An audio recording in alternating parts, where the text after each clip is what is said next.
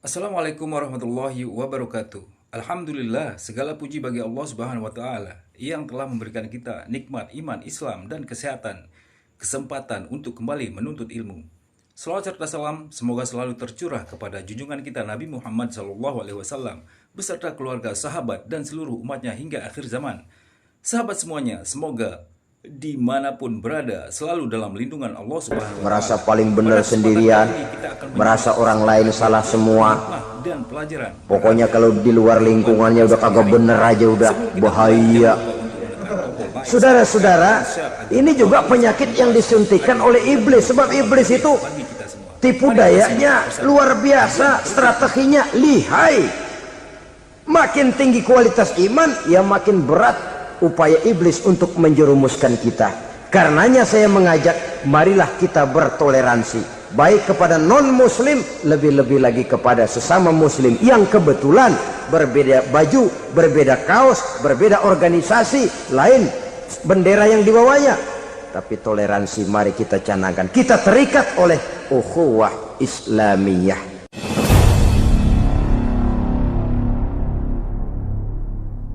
Maksud utama daripada diutusnya Rasulullah sallallahu alaihi wasallam ke alam ini tidak lain adalah untuk memperbaiki akhlak manusia. 14 abad yang lalu, dari sebuah kota kecil yang tidak ada dalam peta, lahir satu proyek raksasa, proyek memperbaiki akhlak manusia.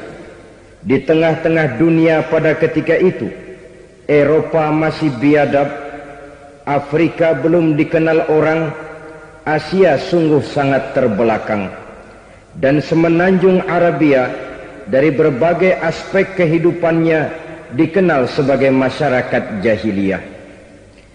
13 tahun pertama dari perjuangan selama periode Mekah, apa yang dilakukan oleh baginda Rasul tidak lain adalah memperbaiki akhlak manusia kepada Allah Subhanahu wa taala dengan menanamkan roh, jiwa dan semangat tauhid.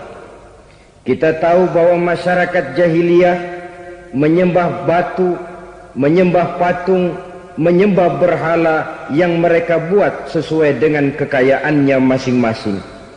360 berhala di sekeliling Ka'bah merupakan bukti nyata dari sesembahan mereka. Yang kaya membuat berhala dari emas lalu disembah, yang setengah kaya bikin patung dari perak lalu disembah, yang hampir miskin bikin Tuhan dari kayu lalu disembah, yang miskin benar tepung terigu diadonin lalu dibentuk seperti wujud seseorang kemudian disembah, dan apabila selesai nyembah perutnya terasa lapar, Tuhannya habis dipretelin. Sepanjang sejarah kemanusiaan cuma masyarakat jahiliyah saja yang sampai makan Tuhan. Sesadis-sadisnya bangsa Indonesia belum pernah sampai makan Tuhan. Maka menghadapi manusia seperti ini, yang pertama dilaksanakan oleh Rasul memperbaiki akhlak mereka kepada Allah, menanamkan la ilaha illallah, bahwa tidak ada Tuhan yang perlu disembah selain daripada Allah Subhanahu wa taala. Ini hakikatnya merupakan inti daripada ajaran rasul-rasul terdahulu. Kenapa? Seluruh rasul bersumber dari satu sumber yang sama, yaitu dari Allah Subhanahu wa taala. Maka prinsip ajaran ketuhanan yang mereka bawa tentu saja sama. Nabi Adam mengajarkan la ilaha illallah, Nabi Nuh mengajarkan la ilaha illallah, cuma tentu sambungannya Nuh Rasulullah. Nabi Ibrahim mengajarkan la ilaha illallah, Ibrahim Rasulullah. Nabi Musa mengajarkan la ilaha illallah, Musa Rasulullah. Bahkan Nabi Isa mengajarkan la ilaha illallah, Isa Rasulullah. Dan Nabi Muhammad mengajarkan la ilaha illallah, Muhammadur Rasulullah. akhlak manusia kepada Allah dengan menanamkan tauhid. Jadi kalau ingin berakhlak yang benar kepada Allah, jaga tauhid, pegang teguh akidah. Saudara-saudara kaum muslimin rahimakumullah, lawan daripada tauhid adalah kufur. Kufur bisa dua, bisa kufur iman, bisa kufur nikmat. Kufur itu sifatnya, kafir itu orangnya. Ada orang kufur iman, dan ini merusak akhlak kepada Allah subhanahu wa ta'ala. Kufur iman itu kadang-kadang bentuknya syirik, orangnya disebut musyrik. Kufur iman itu kadang-kadang bentuknya nifak, orangnya disebut munafik.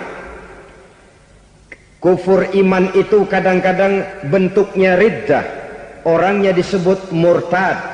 Ini merupakan jenis daripada kufur-kufur iman dan tergelincirnya manusia daripada akhlak kepada Allah subhanahu wa ta'ala. Benar, di zaman sekarang kita tidak menyembah berhala.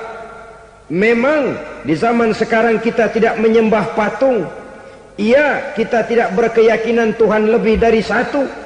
Tapi kadang-kadang akhlak kita kepada Allah sering lentur dan luntur, sering bergoyang dan tergoncang, sering kena erosi dan polusi.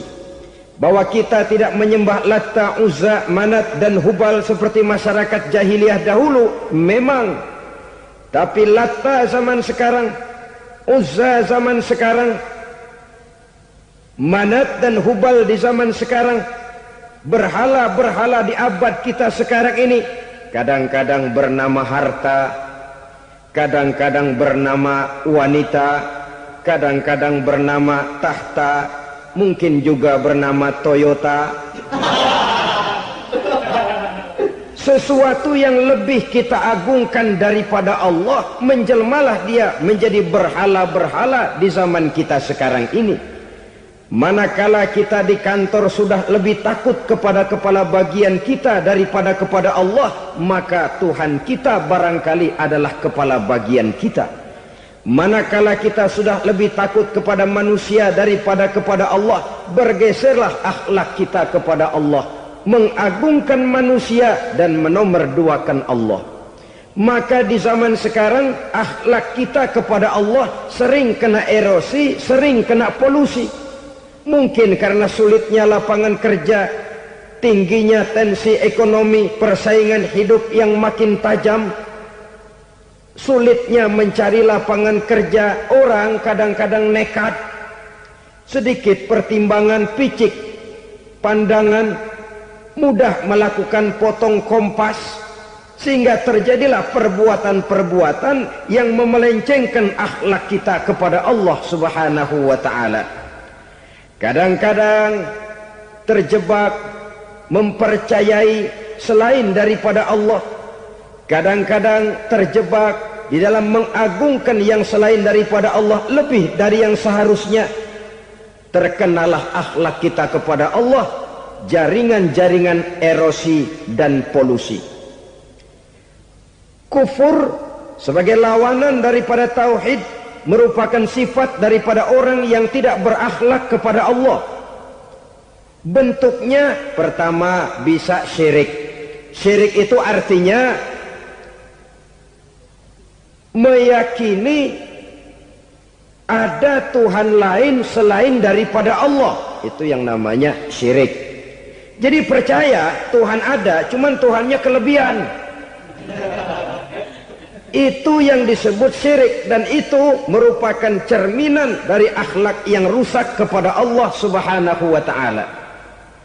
Berkeyakinan Tuhan lebih dari satu, berkeyakinan bahwa Tuhan itu beranak atau diperanakkan, atau mengagungkan sesuatu sama dengan Allah, atau menjadikan yang selain Allah sebagai tujuan akhir daripada perjalanan kehidupan ini, maka itu sudah terjebak kita dalam musyrik. Dan syirik satu dosa yang tidak berampun. Bahasa kasarnya, yang namanya syirik itu jenis bapak moyangnya dosa. Saudara-saudara, sebab itu saya pesan, kalau memang terpaksa, biasanya yang tinggal di kota-kota besar itu kalau tidak kepengen dosa kan susah. Kalau terpaksa harus bikin dosa, cari yang kecil-kecil saja, yang kira-kira taubatnya gampang. Umpamanya pulang sholat Jumat nukar sendal, umpama yaitu jelas dosa.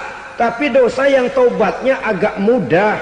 Jangan sampai terjebak ke dalam syirik, menyekutukan Allah. Kalau sudah menyekutukan Allah, Allah dimadu, murka benar Allah kepada kita. Innallaha la yaghfiru ayyushraka bih wa yaghfiru ma duna dzalika liman yasha. Allah tidak akan memberi ampun kepada orang yang menyekutukannya dengan sesuatu, tapi Allah mau mengampunkan dosa yang selain itu bagi orang yang dikehendakinya. Jadi orang-orang yang sudah terjebak syirik, menyekutukan Allah, meyakini ada Tuhan lain selain daripada Allah, meyakini Tuhan beranak atau diperanakkan, bagaimanapun baiknya mereka di dunia, bagaimanapun sosial jiwanya, bagaimanapun pemurah tangannya memberikan santunan dan pertolongan kepada orang lain, kalau sudah syirik, seluruh nilai kebaikannya akan tidak ada gunanya lagi. Karena tidak ada tempat nilai kebaikan itu bergantung. Sedangkan kita berbuat baik agar diterima oleh Allah. Kalau Allahnya marah kepada kita, siapa yang akan menerima nilai kebaikan itu sendiri? Ini bentuk yang pertama. Yang nyata-nyata menyembah berhala, syirik. Yang nyata-nyata beriktikad Tuhan lebih dari satu, syirik. Atau yang tersamar. Yang tersamar itu yang sering jadi penyakit kita. Saya sejak ada perkutut ini di rumah, perkutut. Saudara-saudara, yang merusak akhlak kepada Allah, yang merusak tauhid setelah syirik, bisa juga berbentuk nifak. Nifak itu sifatnya, orang yang punya sifat nifak disebut munafik. Asal katanya dari nafakun. Nafakun itu satu lubang yang punya dua muka, seperti goa, ada tempat masuk, ada tempat keluar. Maka munafik orang yang punya dua muka. Kalau bahasa kita, pandai bermain minyak di atas air. Manis jika berhadapan, balik belakang lain bicara. Sehingga apa yang dinamakan nifak, kata Imam Ali Al-Jurjani dalam kitab ta'rifatnya, izharul imanu bil lisan wa kitmanul kufri bil qalbi. Menyatakan, menampakkan iman dengan lidahnya, tapi menyembunyikan kekafiran dalam hatinya. Dengan kata lain, lidahnya mah iman, hatinya mah kafir. Padahal hati itu yang dilihat, padahal hati itu yang dinilai. Kenapa lidahnya mengaku iman? Ya mungkin karena kepepet, mungkin karena kepentingan, mungkin karena ingin mencari kelemahan orang, lalu dia pura-pura beriman. Tapi sesungguhnya hatinya kufur. Ini merupakan penyakit munafik. Dan terus terang, menghadapi orang munafik jauh lebih berat daripada menghadapi orang kafir. Kenapa? Munafik ini kan musuh dalam selimut. Mau dibilang musuh nyata-nyata, apalagi di zaman Rasul ya, ketika periode Madinah, berat sekali menghadapi orang munafik. Mau dibilang kafir, kalau ketemu assalamualaikumnya medok juga. Mau dibilang mukmin, di belakang ngegerundel, nyari-nyari penyakit, nyari-nyari lantaran, mencari-cari gara-gara. Kalau kafir jelas kafirnya, kalau musyrik jelas musyriknya. Tapi munafik, di depan kita dia mengaku beriman, di belakang kita dia caci maki kita. Maka demikian rupa watak orang munafik, Allah benci betul. Sampai dalam Quran orang munafik itu divonis innal munafiqin fid darkil asfal minan nar. Orang-orang munafik di dasar jurang neraka yang paling bawah, keraknya neraka. Saudara-saudara kaum muslimin rahimakumullah, sebab munafik sangat berbahaya. membahayakan umat, membahayakan agama. Di depan kita mereka ngaku pura-pura beriman. Kalau pidato luar biasa, memuji agama setinggi langit, menampakkan seolah-olah dia orang yang dekat dengan agama. Saudara-saudara, agama penting, agama mutlak. Tapi yang ngomong begitu agamanya apa? Remeng-remeng. Cuma sekedar lipstick, cuma sekedar dekorasi, cuma sekedar kamuflase buat ngibuli orang lain. Dia mengaku beragama, mengatakan agama mutlak, menganggap agama penting, seolah-olah memperhatikan benar tentang tatanan kehidupan beragama, tapi sebenarnya di hatinya tidak lebih berkecamuk penyakit-penyakit kufur. Maka sifat munafik ini termasuk menodai tauhid, artinya merusak akhlak kita kepada Allah Subhanahu wa ta'ala. Sifat yang ketiga yang juga merusak akhlak kita kepada Allah dinamakan riddah. Riddah itu sifatnya, orang yang punya sifat riddah disebut murtad. Murtad keluar dari Islam. Keluar dari Islam tentu tadinya di dalam Islam. Oleh satu perbuatan dia bisa menjadi murtad. Misalnya tadinya dia iman benar kepada Allah, tapi melarat. Kadang-kadang sehari masak, 3 hari libur. Akhirnya oleh kesulitan ekonomi dia tidak kuat. Ada yang menawarkan kebaikan, dibawain supermi, dibawain obat-obatan, diberikan beras. Goyah imannya. Keluar dia dari Islam, ikut agama orang yang memberikan pertolongan kepadanya, memilih kesenangan sebentar dengan mengorbankan kebahagiaan yang kekal. Maka orang semacam itu riddah sifatnya, murtad orangnya, keluar dari Islam. Dan yang menyebabkan kita murtad bukan cuma orang nyata-nyata memproklamirkan diri keluar dari Islam tapi lalu mengikuti agama orang lain. Bukan cuma itu, mengakui ada Rasul lagi sesudah Nabi Muhammad bisa menyebabkan kita murtad. Mengingkari nikmat Allah bisa menyebabkan kita murtad. Meyakini semua agama benar bisa menyebabkan orang menjadi murtad. Meragukan kesempurnaan dan kelengkapan Al-Quran bisa menyebabkan orang jadi murtad. Mengingkari sunnah bisa menyebabkan orang menjadi murtad. Banyak hal-hal yang bisa mendatangkan penyakit riddah dan membuat pelakunya menjadi murtad. Dan ini menodai akhlak kita kepada Allah Subhanahu wa ta'ala. Itu tadi kufur iman, saudara-saudara. Nyata-nyata mengingkari Allah, baik dalam bentuk syirik, nifak, ataupun riddah. Kufur yang kedua dinamakan kufur nikmat. Apa itu kufur nikmat? Sitru nikmatil mun'im au ya'malu fi mukhalafatil mun'im. Menutup-nutup nikmat Allah, atau melakukan perbuatan yang menentang, bertentangan dengan kehendak yang memberikan nikmat. Jadi kufur nikmat pertama, nutup-nutupin Tuhan. Tuhan jalingin. Duit lu banyak amat, dari mana? Gua kerja. Lalu kerjanya nomor 1. Orang yang berakhlak kepada Allah, dia akan menjawab, kamu uangnya kok banyak, dari mana? Rizki dari Allah. Caranya, saya kerja. Kerja itu cara, rizki itu dari Allah datangnya. Bukankah di zaman sekarang kita sering terpleset? Ini merupakan cerminan dari rapuhnya akhlak kita kepada Allah Subhanahu wa ta'ala. Karena usaha saya memang, karena saya peras keringat banting tulang, tentu. Tapi sadarkah kita bahwa sepanjang yang bisa kita lakukan cuma berusaha, peras keringat, banting tulang, pergi pagi pulang sore. Tapi bisakah kita memastikan hasil usaha kita? Apalagi yang paling dekat, misalnya saja yang sungguh-sungguh di luar jangkauan kemampuan kita, soal rizki, soal jodoh, soal maut. Kitakah yang mengatur? Kitakah yang menentukan? Subhanallah, manusia sungguh tidak berdaya menghadapi 3 hal paling pokok ini. Rezeki, kita cuma bekerja. Kitakah yang menentukan? Tidak. Kita berusaha saja rezeki belum pasti dapat, apalagi kalau kita tidak berusaha. Jangan terjebak dalam fatalisme, belum perang udah nyerah. Emang dasar rezeki datangnya dari Tuhan, nggak usah kerja, dan ntar juga kalau dia datang. Dari mana datangnya? Kerja saja belum tentu dapat rezeki, apalagi kalau tidak kerja.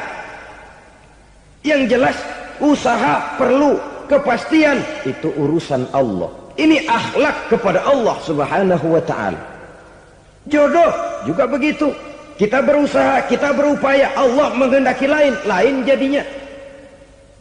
Maut juga begitu. Siapa sih yang pengen ngadepi maut? Siapa sih yang pengen mati? Siapa sih yang pengen ketemu malaikat Israel? Tidak seorang pun kalau ditanya, kecuali mereka yang putus asa ya. Kalau otaknya masih normal, mau mati mesti belakangan dulu udah dikit. Tapi yang satu itu saudara, kalau dia sudah datang, tenaga mana yang bisa menolak? Kalau dia sudah berkunjung, kekuatan mana yang bisa menghindar? Kalau dia sudah ingin bertemu, kemana kita bisa melarikan diri? Manusia sepanjang yang dia lakukan hanya berusaha, tapi kepastian, ketentuan dari Allah Subhanahu wa ta'ala. Orang yang kufur nikmat, nutupin Allah. Dia merasa rezekinya adalah mutlak peres keringatnya, seolah-olah Allah nggak punya peranan apa-apa di situ. Oh, ini kan saya bisa rumah begini karena saya kerja keras. Oh, ini mobil saya begini, saya kerja keras. Peres keringat, banting tulang, keras.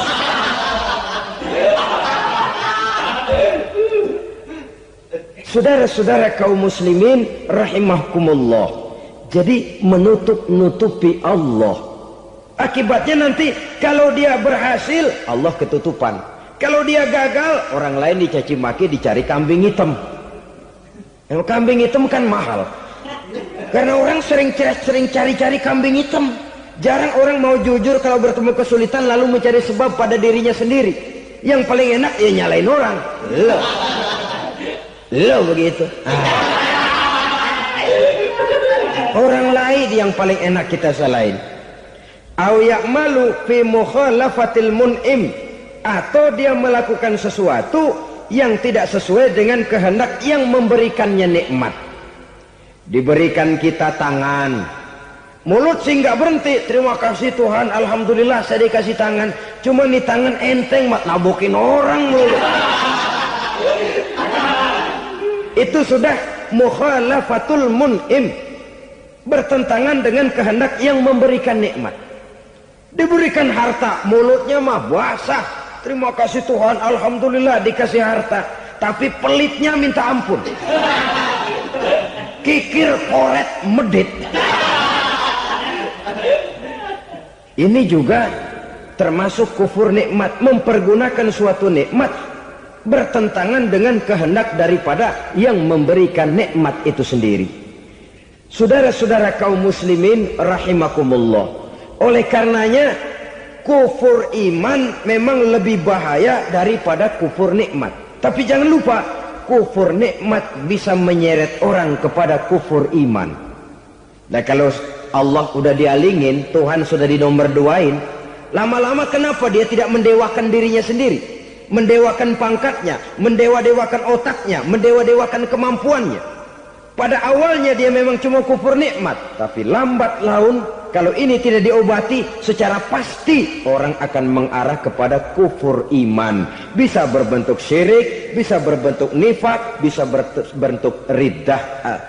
Saudara-saudara, oleh karena itu menjaga akhlak kepada Allah mutlak penting. Sebab apa? Kita tidak berakhlak kepada manusia saja, kita dikucilkan dari pergaulan. Kalau kita tidak berakhlak kepada Allah, dikucilkan oleh Allah.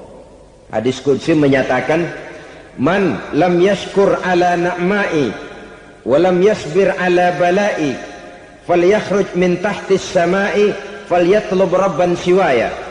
Kata Allah, siapa orang yang tidak mau bersyukur terhadap nikmat yang aku berikan kepadanya dan tidak mau sabar terhadap ujian yang aku berikan kepadanya, falyakhruj min tahtis samai, persilahkan saja keluar dari kolong langitku. Wal yatlub rabban siwaya, tolong cari Tuhan lain selain daripada aku. Murka Allah, diusir, cuman gak kedengeran aja. Siapa yang tidak mau syukur terhadap nikmatku, siapa yang tidak mau sabar terhadap ujian yang aku berikan kepadanya, persilahkan keluar dari kolong langitku ini, cari Tuhan lain selain aku. Nah, langit Tuhan yang punya, Tuhan kita lawan, diusir dari kolong langit, mau pindah ke kolong mana?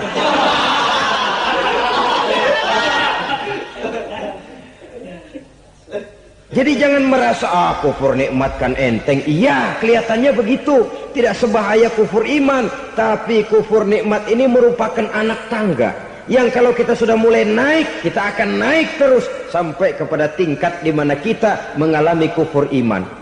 Kalau sudah ke sana, maka akhlak kita kepada Allah terkenalah erosi, terkena polusi, hancur akhlak kepada Allah, dan itulah sumber kesengsaraan abadi. Kalau cuma kita tidak berakhlak kepada manusia, barangkali resikonya cuma kehidupan di dunia ini. Mungkin juga ada kehidupan akhirat. Tapi kalau sudah tidak berakhlak kepada Allah, dunia akhirat kita rugi dan celaka.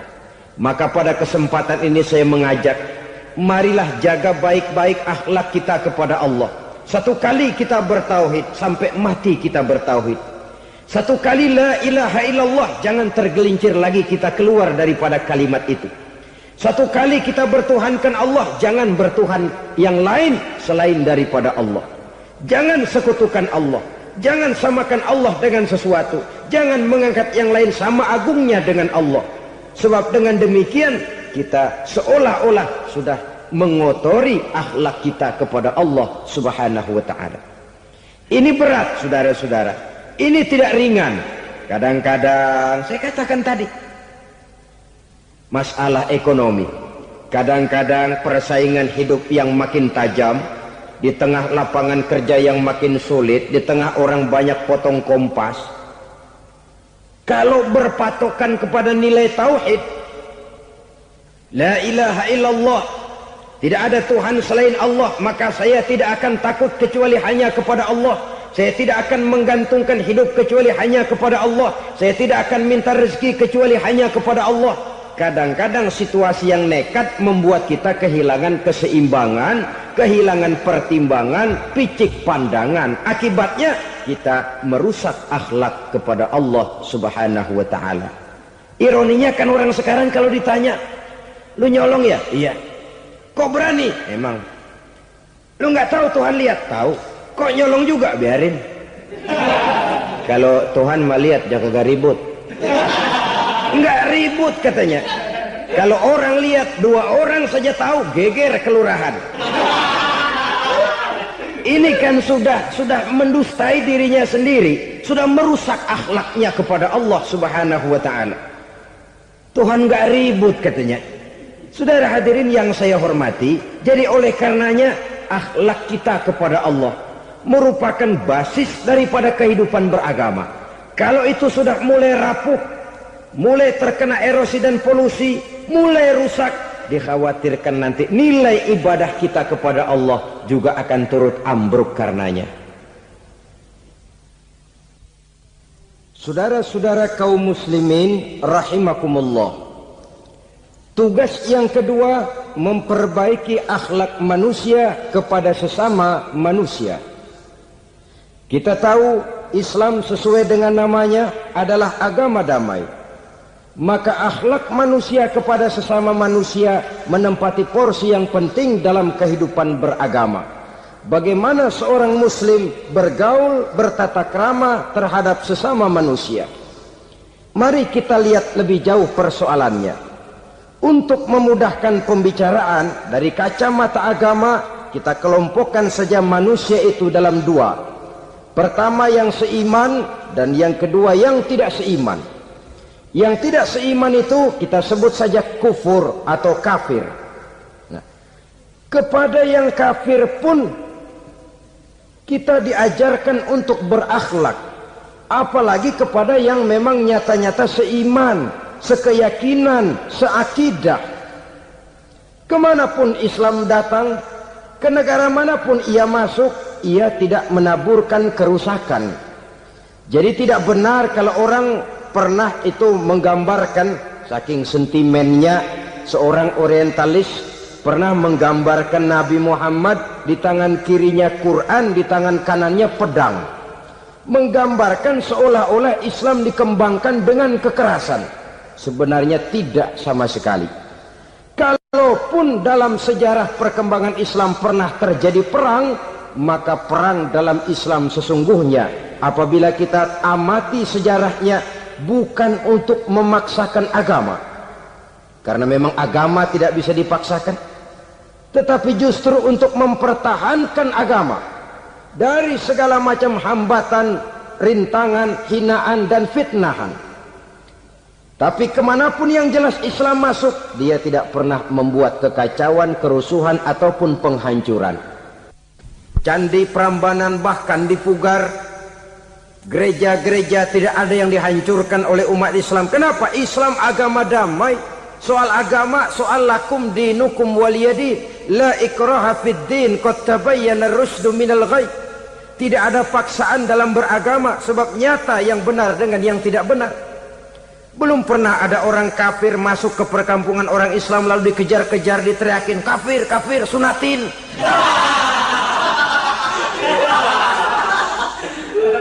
Belum pernah. Kenapa? Islam menghormati orang lain agama. Nah, yang kafir ini macam-macam, saudara. Masya Allah, sahabat semuanya.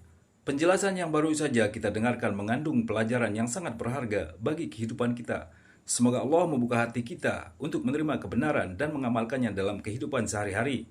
Bagi sahabat yang baru bergabung, jangan lupa dukung channel ini dengan like, subscribe, dan aktifkan lonceng notifikasi agar tidak ketinggalan kajian-kajian Islam lainnya. Mari kita lanjutkan kembali pembahasan yang sangat menarik ini. Ada kafir harbi. Nah, ini kafir kerok. Ini kafir yang nyata-nyata memproklamirkan permusuhan kepada umat Islam, nyata-nyata mengganggu ketenangan umat Islam. Kafir yang seperti ini yang boleh diperangi. Misalnya kita mau sembahyang Jumat dijagain, nggak boleh sembahyang Jumat, getok palanya. Kafir harbi artinya tantangan perang datang dari mereka, bukan kita yang mulai. Mereka yang buka front. Prinsipnya umat Islam tidak boleh mencari-cari musuh, tapi pun tidak boleh lari kalau ketemu musuh. Musuh jangan dicari, ketemu jangan lari. Karena itu kesan seolah-olah umat Islam ini teroris, umat Islam ini destroyer, umat Islam ini sering menimbulkan keonaran, kerusakan. Sungguh satu fitnahan yang sangat keji. Umat Islam adalah umat yang cinta damai. Islam di masa perkembangannya masuki Eropa melalui Selat Gibraltar, Jabal Tariq, memasuki Spanyol. Islam tidak pernah meruntuhkan gereja. Islam tidak pernah membunuh orang-orang Nasrani. Bahkan Islam mewariskan peradaban dan kebudayaan yang begitu tinggi nilainya di bidang ilmu pengetahuan. Sampai ketika itu Barat banyak mengkaji ilmu pengetahuan dari dunia Islam. Buku-buku berbahasa Arab diterjemahkan ke bahasa Yunani, dipelajari oleh para cendekiawan di negeri Barat sana. Mereka mengambil manfaat yang banyak dari masuknya Islam ke Eropa. Sementara gereja tetap berdiri dengan megahnya. Kuil-kuil tempat peribadatan tidak satupun yang diusik-usik. Kenapa? Islam agama yang cinta damai. Asal dia tidak diganggu, asal kehormatannya tidak dihinakan. Jadi kafir harbi, kafir yang nyata-nyata nantang perang, ngajak berkelahi. Itu kafir yang nyari penyakit. Kafir harbi ini boleh diperangi dengan catatan mereka yang memang mulai. Yang kedua kafir zimmi. Kafir zimmi, kafir yang hidup di tengah mayoritas muslim, tapi mereka mau hidup dengan aman, damai, tenang. Mereka wajib dilindungi. Bahkan Nabi pernah memberikan satu jaminan, man azza zimmiyan faqad azani. siapa yang mengganggu orang kafir zimmi sama saja dengan mengganggu saya. Kehormatannya dijaga, harta bendanya dilindungi, anak istrinya pun dilindungi. Dan ini jadi kenyataan. Saudara bisa lihat di negara-negara yang mayoritas penduduknya beragama Islam, orang-orang kafir di luar Islam hidup dengan tenang, aman, damai.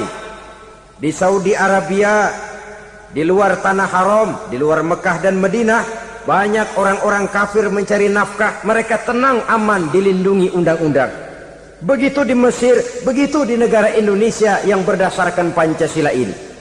Kehidupan beragama menimbulkan gairah, rukun, tenang, aman, damai, sepanjang tidak saling ganggu, tidak saling usik, menghargai orang yang sudah beragama, tidak menjadikan penganut suatu agama sebagai sasaran dari dakwah agama lainnya. Saudara-saudara kaum muslimin rahimakumullah, jadi memang oleh Al-Quran kita dianjurkan asyidda 'alal kuffar ruhama bainahum, tegas kepada orang kafir, kasih sayang kepada sesama muslim. Tapi tegas bukanlah berarti marah-marahan, bukan berarti musuh-musuhan, bukan ngajaki perang. Tegas dalam arti punya garis tentang kehidupan beragama, lakum dinukum waliyadin. Soal kehidupan sosial, mari kerjasama. Bangun jalan, ayo rame-rame. Siskamling, mari bebarengan. Bikin puskesmas, mari sama-sama. Tapi kalau sudah soal agama, itu tidak perlu ada toleransi agama. Yang perlu toleransi antar umat beragama. Kalau umatnya mau kerjasama silakan, tapi tidak menyangkut soal ibadah.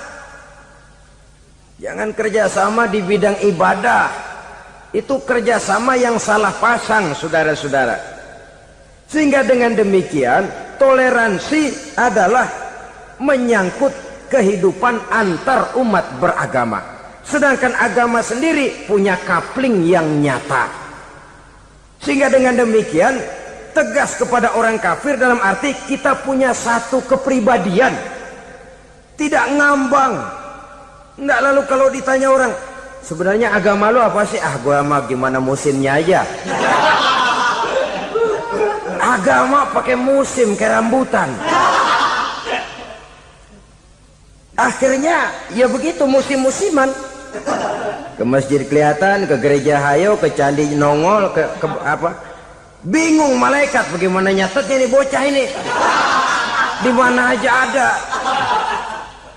Kita punya satu kepribadian. Saya muslim dan garis saya ini, lakum dinukum waliyadin. Bagi Tuhan persilakan agama Tuhan, bagi kami agama kami. Kami hormati Tuhan, Tuhan hormat kepada kami. Tapi soal agama, kaplingnya jelas. Kerjasama, mari urusan muamalah, bidang sosial.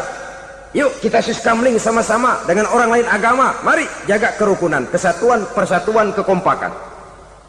Perbaiki jalan yang rusak, mari sama-sama. Mendandani jembatan yang runtuh, mari sama-sama.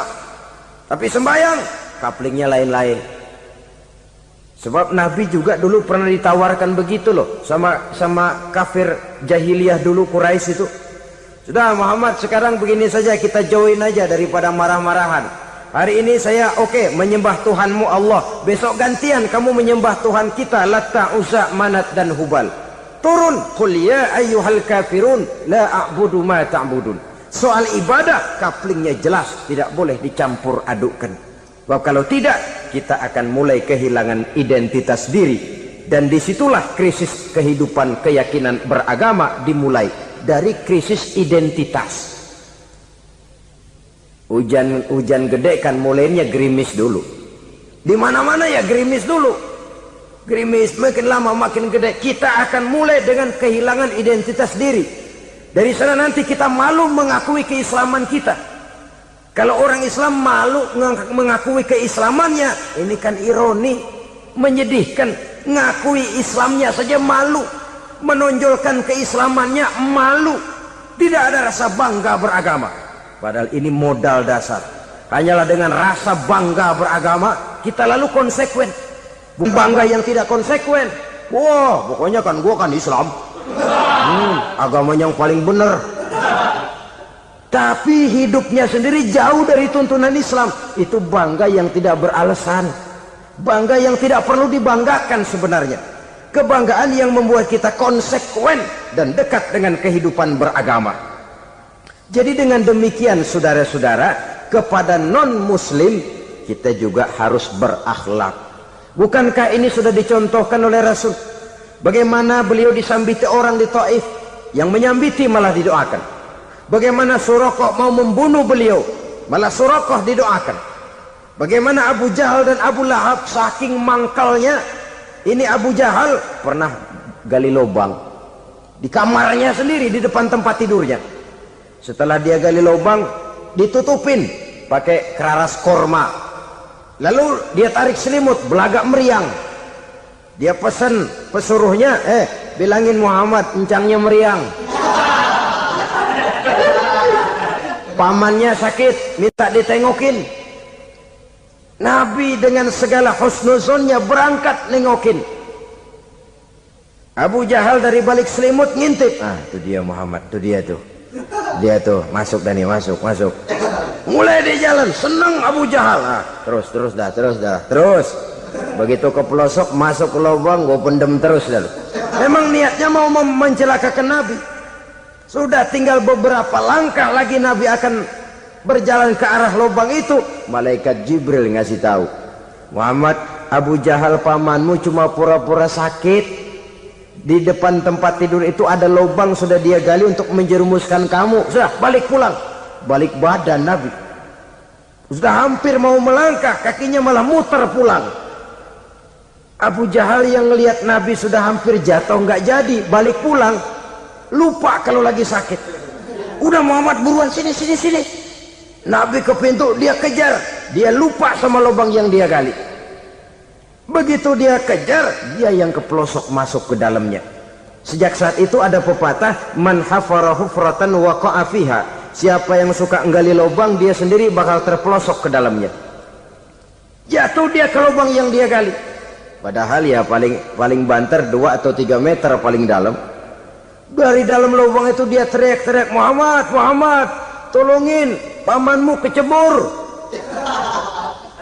Kasih tahu Muhammad, kasih tahu. Datang lagi lah pesuruhnya, Muhammad, pamanmu Abu Jahal kecebur, minta tolong diangkatin. Sudah diulur tambang, habis sambung lagi nggak bisa sampai. Masa iya cuma kamu yang bisa nolong? Apa yang dilakukan Nabi? Balik mau nolongin. Akhlak. Kita kalau ada orang gali lubang buat nyeburin kita, dia sendiri yang kecebur. Gorok gua kagak lemin loh. Mati sekalian dah. Nabi mah enggak, balik nolongin tuh Abu Jahal. Kenapa paman kecebur? Iya Muhammad, tolong, tambang udah diulur-ulur, sambung-sambung nggak sampai. Aduh kasihan paman, nih pegang tangan saya. Nabi cuma ulurin tangan, nyampe dipegang oleh Abu Jahal. Diangkat ke atas. Nyampe atas, apa kata Abu Jahal? Tambang bergulung-gulung nggak nyampe, kamu cuma pakai tangan doang kok bisa Muhammad, hebat banget sihirmu. Mukjizat dia bilang sihir, udah ditolongin nyelak lagi, kan yang enak kita injak palanya. Orang dulu bilang mah katanya nolongin anjing kejepit, udah selesai ditolongin malah yang nolong digigit. Saudara hadirin yang saya hormati, kepada orang-orang kafir kita harus berakhlak, menghormati mereka, tidak memaksakan satu keyakinan dalam batas-batas yang ditolerir oleh agama, yaitu pada masalah-masalah sosial dan muamalah. Itu kepada non-muslim, apalagi kepada sesama muslim. Baik akhlak kepada orang tua, akhlak kepada guru, akhlak kepada jiran atau tetangga, itu semua termasuk dalam akhlak kepada sesama manusia. Akhlak kita kepada orang tua, kadang-kadang kita orang timur ini ketularan orang barat. Engkongnya dianggap CS, salaman main kedet aja halokong, engkongnya bahalo dibengong. Saudara-saudara kaum muslimin rahimakumullah, akhlak yang tua kepada yang muda, akhlak yang muda kepada yang tua. kepada jiran dan tetangga, kepada sanak famili dan handai tolan, pendeknya kepada sesama muslim. Tetangga ada haknya, ada hak tetangga yang kalau kita berakhlak itu harus dipenuhi. Contoh kecil, kalau saya beli radio, itu saya dong boleh berpikir, ini radio saya beli pakai uang saya setel di rumah saya, sekeras-kerasnya ada apa sama orang lain? Radio gua, yang beli gua pakai duit gua, gue setel di rumah gue, ada urusan apa sama orang lain? Itu kalau menurut saya. Tapi tetangga sebelah saya kan bisa juga ngomong begitu. Mata gue yang ngantuk, gue tidur di rumah gue, kenapa suara radio lu masuk kemari? Ketika itulah lalu kebebasan saya nyetel radio dibatasi oleh kebebasan tetangga saya yang mau tidur. Ini sudah akhlak namanya. Umpamanya lagi ada Nabi ajarkan, iza tobakhta maraqatan fa'akthir ma'aha wa ta'ahad jiranaka. Kalau kamu masak sayur, banyakin kuahnya, bagiin tetangga kamu. Bukan bagiannya itu yang jadi soal, tapi akhlak kepada tetangga. Udah tahu tetangganya kelaparan, diseksa, goreng ikan asin, se-RW baunya ngayap, kembang kempis orang nungguin.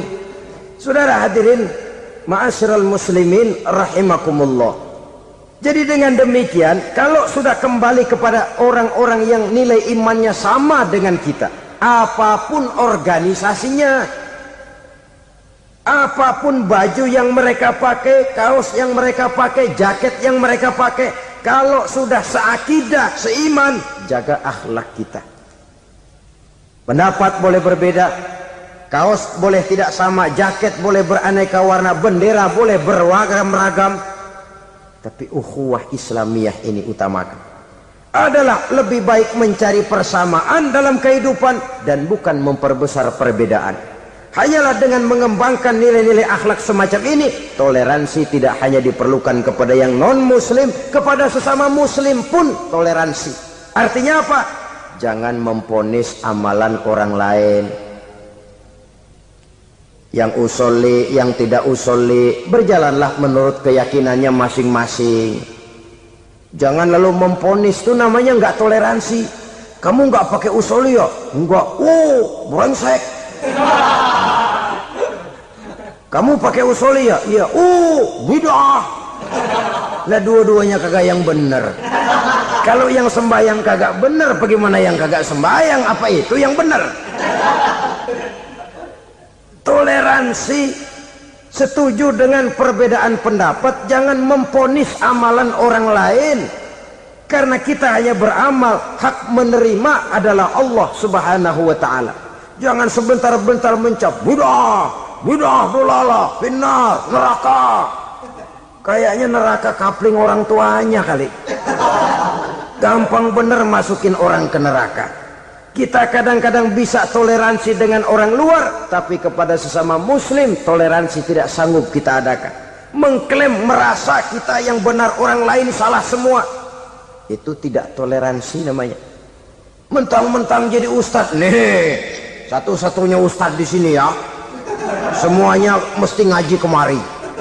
Kalau nggak ngaji kemari Islamnya kurang tapi benar. Toleransi.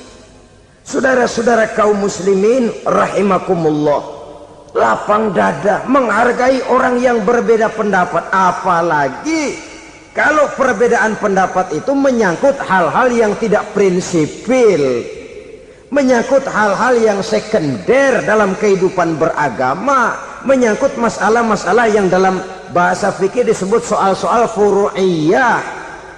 Tidak usah menyebabkan kita bersih tegang. Kepala sama hitam pendapat boleh berbeda dan halal. Bahkan Nabi mengatakan ikhtilafu ummati rahmatun, perbedaan pendapat di kalangan umatku bahkan menjadi rahmah, sepanjang perbedaan pendapat itu diiringi dengan rasa toleransi. Tapi kalau sudah main baku hantam, main klaim, memponis orang lain, akhirnya timbullah keretakan. Jangan heran kadang-kadang satu masjid dua kelir. Ya soal kelir boleh kelar-kelir, boleh kelar-kelir, tapi kalau harus terlalu mencolok menyebabkan timbulnya keretakan, saya kira yang akan turun bukan lagi rahmah tapi bala. Bala akan menimpa kita, jatuh kita menjadi umat yang lemah. Oleh karena di antara kita sendiri, sesama kita tidak pandai bertoleransi, tidak lapang dada. Ada anak muda kelihatannya mau majuan dikit, yang tua curiga. Nih kalau dia maju pasaran gua bangkrut dong nih. Lalu ditekan tuh anak ditekan melejit. Kadang-kadang yang tua maksudnya baik mau memelihara, yang muda salah terima. Kan tua kejemur. Dari dulu sampai sekarang gitu-gitu doang, anak kemajuannya. Padahal yang tua barangkali maksudnya juga baik, mau memelihara. Sebenarnya kalau kita bisa mencoba mencari titik temu dengan alur komunikasi, tidak merasa diri yang paling benar, tapi toleransi, boyak menerima pendapat orang lain, setidaknya mau mendengar omongan orang. Yang susah kalau udah kena penyakit nggak mau ngerti omongan orang, nggak mau nerima pendapat orang. Kodok di kolong tempayan, cukeng kayu asem, asal ijo udah ijo aja ijo dah. Nggak ngerti omongan orang, yang kayak begini yang orang jadi kesandung. Oleh karena itu saudara-saudara, alangkah nikmatnya kehidupan ini apabila kita menyadari kita ini ummatan wahidah, satu umat yang satu, yang diikat dengan akidah. Kalau kepada yang non muslim saja kita diajarkan untuk berakhlak, apatah lagi kepada yang seiman, seakidah, sekeyakinan. Wajarkah perbedaan pendapat yang kecil-kecil lalu menyebabkan kita bertolak belakang, cerai-berai, centang perenang? Bila bertemu di jalan yang satu menyisih ke kiri, yang lain menyingkir ke kanan. Kalaupun juga bercampur di tengah kumpulan orang banyak, persis air dengan minyak. Yang atu melengos, yang atu madep mojok. Orang lain senyum, dia mau pada manyun.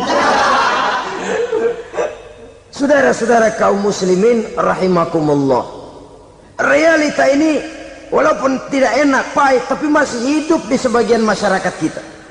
Ini yang perlu kita atasi. Soal toleransi kepada orang lain, sejarah sudah membuktikan.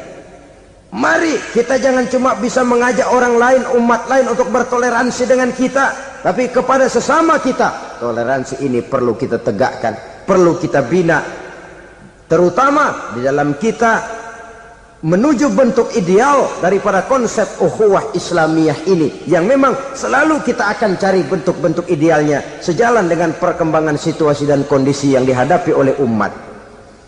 Perbedaan organisasi, perbedaan kepentingan organisasi tidak seharusnya menyebabkan kita merasa meremehkan orang lain dan mengangkat diri, mengklaim diri sebagai yang ter.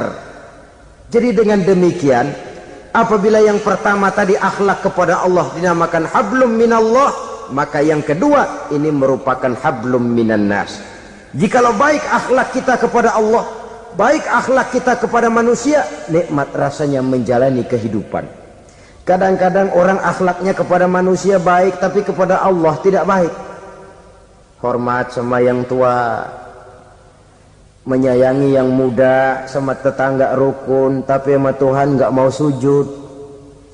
Ini baik kepada manusia, tapi tidak berakhlak kepada Allah. Atau sebaliknya, sujudnya sama Allah mah tekun, bener, khusyuk, bahasanya juga fasih, luar biasa.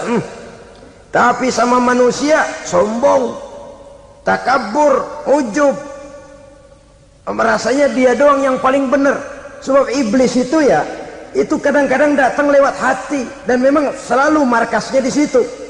Kalau dia tidak bisa menggoda kita dengan yang lain, dia tumbuhkan sifat ujub. Dia bisikin, wah memang di kampung ini yang paling banyak ibadahnya ente, yang lain mana, lihat tuh kerocok semua.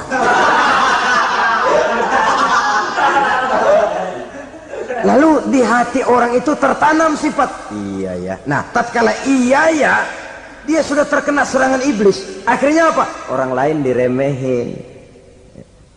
Asalnya kagak mau sembahyang aja diajak salaman udah najis aja dah. Ketemu juga mukanya ditekuk 4. Akhirnya bukan ngajak malah ngenyek, ngina. Lah orang dihina makin jauh, makin tidak tersentuh. Bukan cara itu yang diajarkan oleh Rasul. Bahwa orang tidak mau sholat, tugas kita mengajak. Soal dia tidak sholat, ya itu dosa dia kepada Allah. Saudara-saudara kaum muslimin, ujub disuntikkan oleh iblis ke dalam hati kita. Sujudnya kepada Allah benar, tapi akhlaknya kepada sesama manusia. Merasa paling benar sendirian, merasa orang lain salah semua. Pokoknya kalau di luar lingkungannya udah kagak bener aja udah bahaya. Saudara-saudara, ini juga penyakit yang disuntikkan oleh iblis. Sebab iblis itu tipu dayanya luar biasa, strateginya lihai. Makin tinggi kualitas iman, ya makin berat upaya iblis untuk menjerumuskan kita. Karenanya saya mengajak, marilah kita bertoleransi, baik kepada non muslim, lebih-lebih lagi kepada sesama muslim yang kebetulan berbeda baju, berbeda kaos, berbeda organisasi, lain bendera yang dibawanya. Tapi toleransi mari kita canangkan. Kita terikat oleh ukhuwah Islamiyah.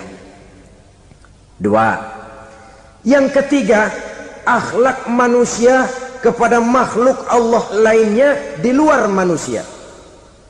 Islam, saudara-saudara, dengan berakhlak kepada Allah, berakhlak kepada sesama manusia, berakhlak kepada makhluk Allah di luar manusia, baik flora maupun fauna, maka mudah-mudahan akan terciptalah satu ekosistem, satu lingkungan hidup yang membuat kita nikmat menjalani kehidupan ini. Inilah saja yang kita bicarakan pada pertemuan kali ini. Terima kasih atas segala perhatian, mohon maaf atas segala kekurangan. Marilah kita membina nilai-nilai akhlak walaupun berat tantangannya. Sungguh lebih baik rakyat rendah yang berakhlak tinggi daripada pejabat tinggi yang berakhlak rendah. Karena nilai manusia pada akhirnya ditentukan oleh akhlaknya itu. Mau sukses di masyarakat, mari kita utamakan akhlak. Usikum wa nafsi bitaqwallah. Wassalamualaikum warahmatullahi wabarakatuh. Dia akan diberikan rezeki oleh Allah dengan jalan yang tidak disangka-sangka. Rezekinya datang dengan cara yang tidak disangka-sangka. Gajinya mungkin kecil, tapi penghasilannya gede. Kan itu yang penting. Gaji dan penghasilan kan lain tuh. Boleh jadi gaji kecil, asal penghasilan gede, kan nikmat hidup itu. Nah, penghasilan ini ada yang bisa kita perkirakan. Bisa kita perkirakan. Misalnya gaji itu tadi. Kalau saya kerja, gaji saya begini. Ada rezeki yang masuk min haitsu la yahtasib. Tidak kita sangka-sangka. Tidak kita duga-duga. Tahu-tahu ada saja rezeki. Datang orang, bawa persoalan yang mendatangkan hasil. Sebab rezeki, jodoh, maut memang seperti bayangan. Kita uber-uber dia lari, kita diem dia diem. Kan gemesin itu. Bayang-bayang itu begitu. Kita kejar, dia lari. Rezeki juga begitu. Kita diem, dia diem. Setengah mati yang namanya rezeki kita cari, kita uber. Ngobek sampai ratusan bohong kita kerjain. Tapi memang belum waktunya, ya sulit untuk tembus. Tapi kadang-kadang giliran kita nongkrong di rumah, datang orang bawain rezeki. Itulah yang namanya rezeki. Tapi ini untuk orang yang bertakwa. Kalau tidak punya kredibilitas takwa, jangan lalu pakai ayat ini. Diberikan Allah dengan rezeki dengan jalan yang tidak disangka. Kan ada ayatnya dah, kita mah manteng aja di rumah dah. Ntar juga tuh rezeki datang. Ini fasilitas yang diberikan kepada orang yang wa may yattaqillah, bertakwa kepada Allah, yarzuqhu min haitsu la yahtasib, diberikan rezeki dengan cara yang tidak disangka-sangkanya. Maka kadar ketakwaan jangan membuat kita buruk sangka, Tuh orang ya nggak kemana-mana, duitnya ada aja. Kalau dia takwa, Allah berikan jalan keluar. Yang lantas ngelihat kiai orangnya ahli ibadah, ilmunya tinggi, akhlaknya luar biasa, takwanya tinggi, rezekinya lancar, lalu husnuzon nih kiai nggak kemana-mana, duitnya banyak, miara tuyul kali ini. Itu termasuk jaminan Allah yang masuk kategori min haitsu la yahtasib. Yang ketiga, yaj'al lahu min amrihi yusra. Dimudahkan segala urusannya. Dimudahkan segala urusannya. Kemudian yang keempat, yukaffir anhu sayyi'atihi wa yu'azzim lahu ajra. Diampuni segala kesalahannya dan dibesarkan pahala kebaikan yang dikerjakannya. Al-Quranul Karim memberikan tuntunan dan ajaran kepada kita bahwa orang-orang yang memperoleh kemenangan itu tidak lain adalah orang-orang yang bertakwa. Hanyalah mereka yang bertakwa kepada Allah Subhanahu wa ta'ala pada akhirnya akan tampil sebagai pemenang. Lalu siapa orang yang bertakwa itu? Dijelaskan dalam awal-awal Al-Baqarah. Orang yang bertakwa yang akan meraih kemenangan, pertama, allazina yu'minuna bil ghaib, yaitu orang-orang yang beriman kepada yang gaib, percaya bahwa ada alam yang gaib, alam yang abstrak, alam yang tidak bisa dijangkau oleh salah satu daripada panca indera kita. Mereka percaya dan beriman kepada adanya malaikat, beriman kepada adanya iblis dan jin, beriman kepada adanya alam kubur, beriman kepada adanya alam mahsyar, beriman kepada adanya alam akhirat, beriman kepada adanya surga dan neraka. Beriman bukan cuma sekedar beriman dalam ucapan bibir saja, tetapi beriman yang nilai iman itu mampu mewarnai gerak dan gaya hidupnya. Iman yang meresap sampai ke tulang sumsum, kemudian memberikan dampak positif di dalam kehidupan manusia. Alam, kita tahu, adalah sesuatu yang selain Allah, dan Allah bukanlah alam. Apapun namanya selain daripada Allah, itu adalah alam. Alam pada hakikatnya terbagi menjadi dua. Ada alam syahadah, alam nyata, alam konkret, alam yang bisa dijangkau oleh salah satu indera kita. Kemudian ada alam ghaib, alam yang tidak bisa dijangkau oleh panca indera kita, alam metafisika, alam abstrak, alam yang wajib kita imani keberadaannya. Kita percaya bahwa malaikat itu ada, kita percaya kepada jin, bahwa jin itu ada, kita percaya kepada adanya iblis dan setan. Bukan percaya kepada iblis dan setannya, percaya bahwa iblis dan setan itu ada. Itu termasuk salah satu daripada sifat orang yang bertakwa kepada Allah. Saudara-saudara kaum muslimin rahimakumullah, kecenderungan pembangunan yang lebih bersifat materialistis biasanya menggeser aspek kehidupan rohani. Orang berpikir empiri, dan dalam pola pikir yang demikian, maka alam gaib tidak lagi mendapat perhatian. Aspek kehidupan yang bersifat rohaniah malah mulai ditinggalkan. Akibatnya terjadilah kepincangan di dalam kehidupan kita. Pernah ada satu pengalaman pribadi. Dalam perjalanan kembali ke tanah air, dalam pesawat di sebelah kanan saya duduklah seorang Jerman namanya Heiner Simonsen. Iseng saya ajak kenalan, saya ajak ngobrol, saya tanya dia. Saya bilang, Mas Heiner ini, kalau pesawat yang kita tumpangi ini jatuh ke bawah, kira-kira apa yang bakal terjadi, Mas? Dia bilang, kita semua akan mati. Begitu? Ya. Oke. Apa itu mati? Tanya saya. Dia bilang, untuk tahu apa itu mati, kita harus tahu lebih dahulu apa itu hidup. Saya pikir nih bule bisa ngomong juga. Baiklah kata saya. Apa hidup menurut Anda itu? Oh, hidup itu dia bilang, kalau seluruh anggota badan kita bekerja secara normal, paru-paru memompa darah secara normal, jantung berdetak secara normal, sel-sel tubuh bekerja secara fit, dan organisme tubuh hanya mau bekerja secara normal, dia bilang, kalau kita memberi makan yang cukup, menu yang teratur, dan gizi yang lengkap. Saya bilang, kesimpulannya apa, Ner? Dia jawab, hidup adalah dari tangan ke mulut. Life is from the hand to the mouth, kata dia. Hidup adalah dari tangan ke mulut. Jadi masalah hidup tidak lebih daripada masalah isi perut. Orang pergi pagi, pulang sore, peras keringat, banting tulang, perut yang dibelain. Saya bilang, you are wrong. Sampean salah, Ner. Kamu orang Islam bukan? Bukan. Pantas. Kenapa saya salah? Dia bilang. Ya jelas salah. Salahnya di mana? Kamu ini manusia.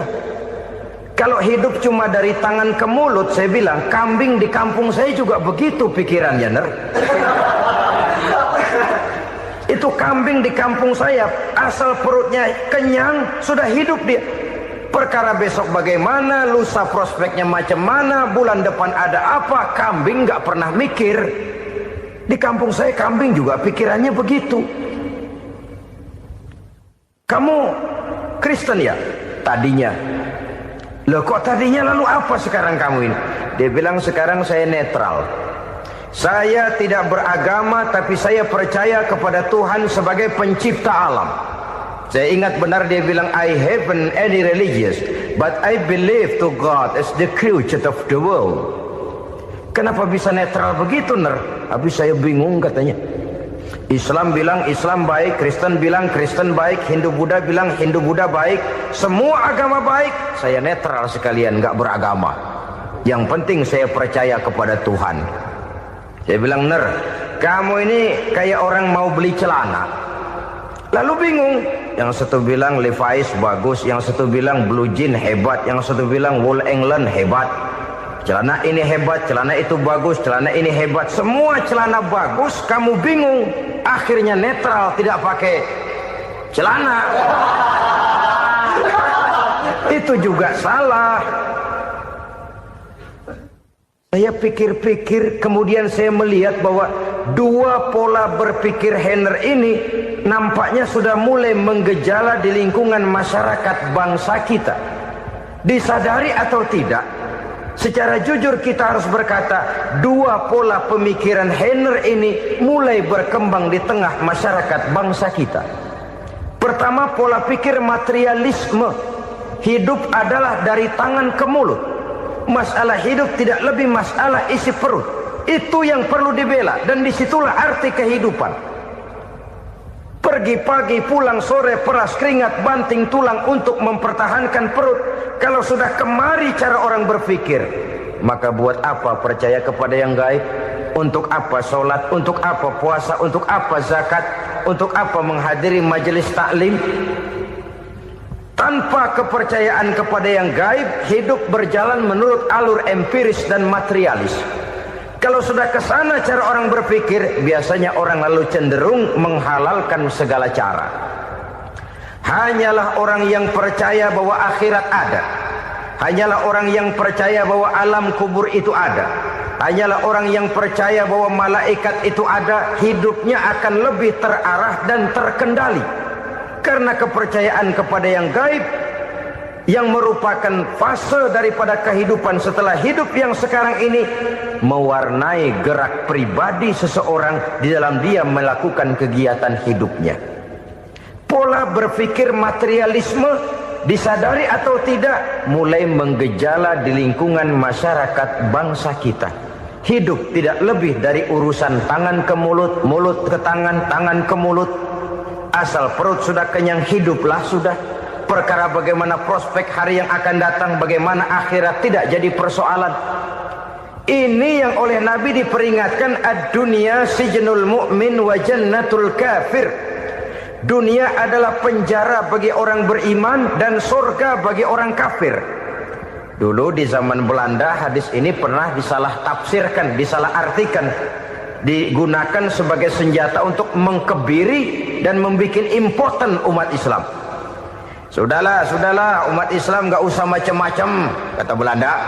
Dunia ini kan penjara buat orang Islam, surga buat orang kafir. Di penjara jangan bertingkah.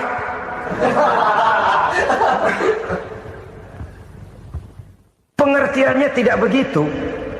Dunia adalah penjara bagi orang mukmin. Artinya dalam kehidupan dunia seorang mukmin tidak bebas memperturutkan hawa nafsunya.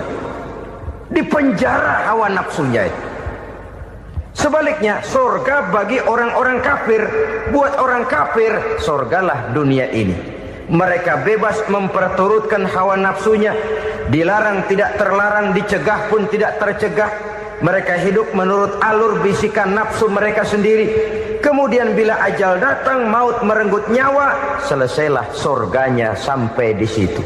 Maka bagi orang-orang yang tidak percaya kepada adanya akhirat, kepada adanya alam gaib, surganya sebatas umurnya. Sekali lagi, surganya sebatas umurnya. Bila umur selesai, ajal pun datang merenggut nyawa, selesailah sudah surganya sampai di situ. Alangkah pendeknya perjalanan orang-orang yang tidak percaya kepada alam gaib ini. Bagi kita mukmin, jikalau kita mampu memenjarakan hawa nafsu, kita bisa bahagia di dunia ini. Dan Islam memang tidak menyuruh kita sengsara di dunia. Raih dunia, kejar dunia, gapai dunia sebagai alat untuk mencapai kebahagiaan di akhirat nanti. Hidup adalah satu perjalanan panjang yang terbentang sejak kita terlahir dari alam rahim sampai kepada alam akhirat nanti. Andai kata kita gagal meraih kebahagiaan di dunia, toh kita masih punya akhirat.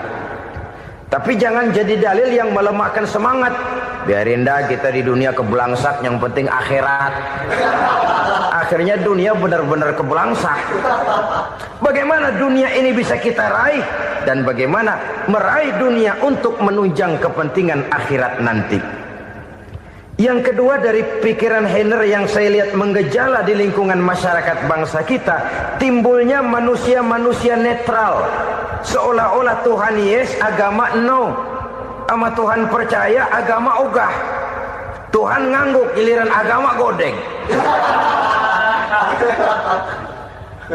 Padahal hampir dalam setiap ayat dalam Quran, kata-kata amanu biasanya bergandeng dengan wa amilus sholihat. Iman dan amal soleh. Ini sebagai isyarat Tuhan dan agama jangan pernah dipisah-pisah. Apabila kita bertuhan, maka kita harus beragama.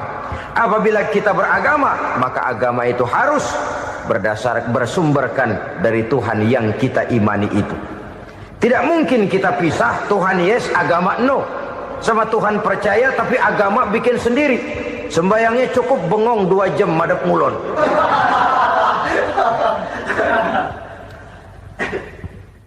Saudara-saudara kaum muslimin rahimakumullah. Jadi dengan demikian, agama yang kita akui merupakan unsur mutlak di dalam pembangunan sekarang ini, merupakan bagian dari kehidupan yang menuntun kita bahwa di balik alam nyata ini, di balik alam syahadah ini ada alam gaib. Dan mudabbir, murabbi, yang mengatur, yang menguasai, yang memelihara baik dia alam nyata, baik dia alam gaib, tidak lain adalah Allah Subhanahu wa ta'ala. Di sana ada satu super power, satu maha kekuatan yang kita perlu bersandar kepadanya. Sebagai makhluk nyata yang hidup di alam nyata, berbuatlah secara nyata sebagaimana harusnya kita berbuat. Karena Islam jelas bukan agamanya orang pemalas. Islam jelas bukan agamanya orang yang mengajarkan setelah selesai sholat boleh duduk, nggelenggem ayam-ayam, ndelohom, menghitung bintang di langit sambil menunggu keajaiban. Tidak. Islam adalah agama yang mengajarkan Apabila sholat sudah selesai kamu kerjakan, bertebaranlah di permukaan bumi, cari karunia Tuhanmu. Jangan hidup berpangku tangan menunggu keajaiban, karena hidup bukan undian. Jangan berharap untung besar tanpa mau peras keringat. Tapi di sebalik itu toh kita juga harus yakin bahwa di sisi usaha nyata yang kita lakukan ada satu super power, satu maha kekuatan gaib yang menentukan berhasil dan tidaknya usaha kita. Kepercayaan kepada hal semacam inilah yang mendorong kita untuk mempunyai sandaran vertikal, agar jikalau usaha ini berhasil, kita tidak lupa diri dan lupa daratan. Jikalau usaha ini gagal, kita tidak putus asa dan buruk sangka, tidak cupik pandangan dan sempit hati, tapi mampu melihat persoalan dengan kacamata putih sambil husnuzon kepada Allah Subhanahu wa ta'ala. Kita percaya malaikat itu ada. Ada yang namanya raqib dan atid, mengawasi gerak hidup kita sampai kepada gerak hati kita. Ini memberikan sugesti agar kita berhati-hati. Tidak sejengkal tanah pun kita bisa berlindung dari pengawasan raqib dan atid. Ada munkar nakir yang akan menyoal kita di alam kubur. Ada malaikat Malik, penjaga neraka. Ada malaikat Ridwan yang menjaga surga. Kita percaya kepada adanya jin, kita percaya kepada adanya setan, iblis. Percaya kepada adanya, bukan mempercayai si setan, si iblis lalu menjadikannya sebagai teman. Tidak. Percaya bahwa mereka itu ada dan merupakan makhluk Allah yang gaib, yang diciptakan Allah Azza wa Jalla. Kepercayaan kepada alam gaib memberikan motivasi terhadap gerak lahir manusia, sehingga dengan motivasi kepercayaan kepada yang gaib, gerak lahir jadi lebih terarah, jadi lebih terpelihara. Pernah seseorang bertanya, "Pak, apakah adanya akhirat bisa dibuktikan secara ilmiah?" Saya bilang tidak bisa, tidak bisa. Kenapa? Karena yang berangkat nggak pernah pulang kemari lagi. Kalau dia pulang kemari bisa kita tanya bagaimana enak di sono.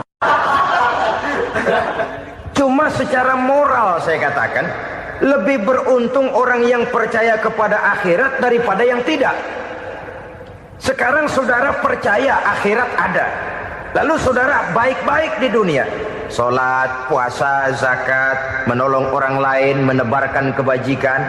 Saudara mati, andai kata akhirat tidak ada, toh dalam hidup saudara sudah berbuat baik. Paling tidak nama saudara akan dikenang sebagai orang baik. Sebaliknya, saudara percaya, kata saya, bahwa akhirat tidak ada, lalu hidup semau-maunya, tenggelam dalam maksiat dan munkarat, menentang Allah, tidak mau ruku dan sujud. Lalu saudara mati, kemudian akhirat ada. Ayo, mau apa? Bekal tidak punya. Jadi secara moral lebih beruntung orang yang percaya kepada adanya akhirat daripada yang tidak percaya. Dan itu alam gaib yang tidak bisa dibuktikan secara eksakt. Jangankan untuk membuktikan seperti itu, dalam kehidupan sehari-hari saja yang kita rasakan tidak selalu berbentuk toh. Angin, bagaimana sih bentuknya angin? Kita tidak tahu. Merah, buktinya kalau dikerok merah. Yang merah itu kulit, yang kulit kita bukan anginnya. Sakit, rasa sakit itu ada, tapi bagaimana bentuk sakit? Kita nggak pernah tahu. Kalau kita makan cabai pedas, bagaimana bentuk pedas itu tidak ada, tapi rasa ada. Bentuk pedas hijau, cabainya bukan pedasnya. Tidak semua yang kita rasakan bisa kita gambarkan dalam bentuk yang konkret. Oleh karena itu, sekali lagi bahwa kepercayaan kepada alam yang gaib mampu memberikan satu sugesti yang menata kehidupan seseorang lebih lurus, lebih terarah, dan lebih terkendali. Maka wajar kalau kepercayaan kepada yang gaib mengantarkan seseorang untuk meraih kemenangan. Kenapa? dia percaya kepada yang gaib, bahwa akhirat ada, bahwa alam kubur ada, bahwa pertanggungan jawab itu ada, maka dia lalu tidak hidup saenae udele dewe gitu loh. Tidak hidup menurut seleranya sendiri, terarah, teratur. Ini cirinya yang pertama, orang bertakwa yang akan meraih kemenangan, mereka beriman, mereka percaya kepada yang gaib. Bahkan hal-hal konkret saja selalu berangkat dari yang gaib. Saudara-saudara, para remaja, para pemuda sekarang ini tidak pernah tahu toh siapa yang akan jadi teman hidup saudara. Kita bisa saja ngerancang, mentargetkan, tapi toh akhirnya yang namanya jodoh bukan kekuasaan kita. Rezeki di luar kemampuan kita. Begitu juga ajal, maut, jodoh, ajal adalah contoh-contoh konkret bahwa pada akhirnya yang gaiblah yang menentukan. Bertahun-tahun ngelancong, emang jodoh seret nggak jadi.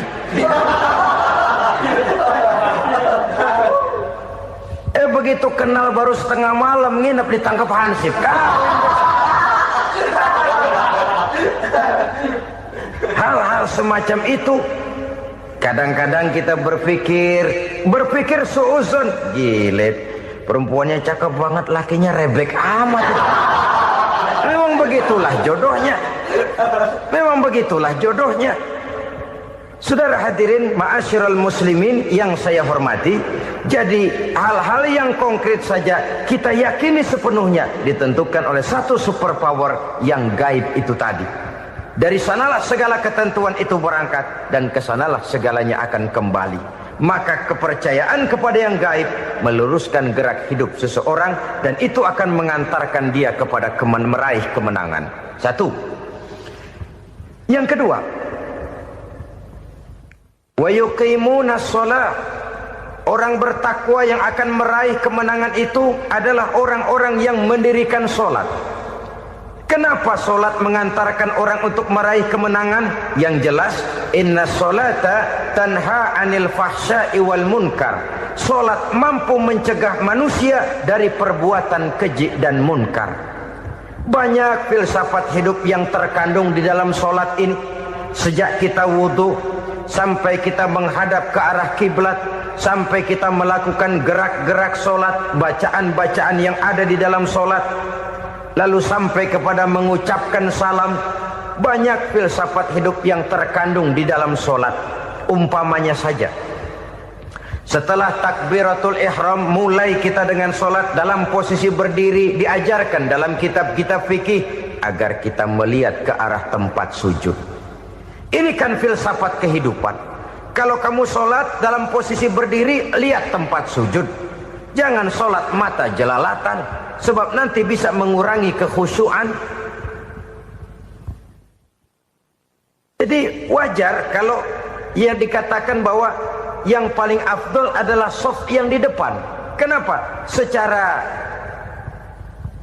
harfiah pengertiannya akan lebih mengundang kekhusyuan. Kenapa? Kalau kita di shaf paling depan di masjid umpamanya paling banter kita lihat tembok. Tapi kalau kita shaf di tengah atau di belakang, orang-orang di depan kita pun akan kelihatan. Yang bajunya loreng, yang bajunya genggang, yang bajunya macam-macam. Kita lihat, kadang-kadang kita pikirin, ada yang bajunya bolong.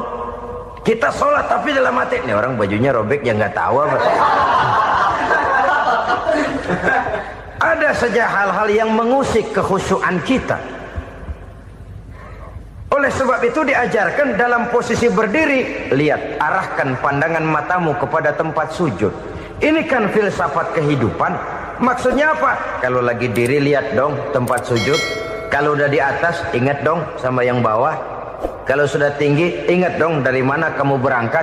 Kalau sudah berkuasa bantu dong yang lemah. Kalau sudah kaya santuni dong yang miskin. Kalau sudah alim bimbing dong yang awam.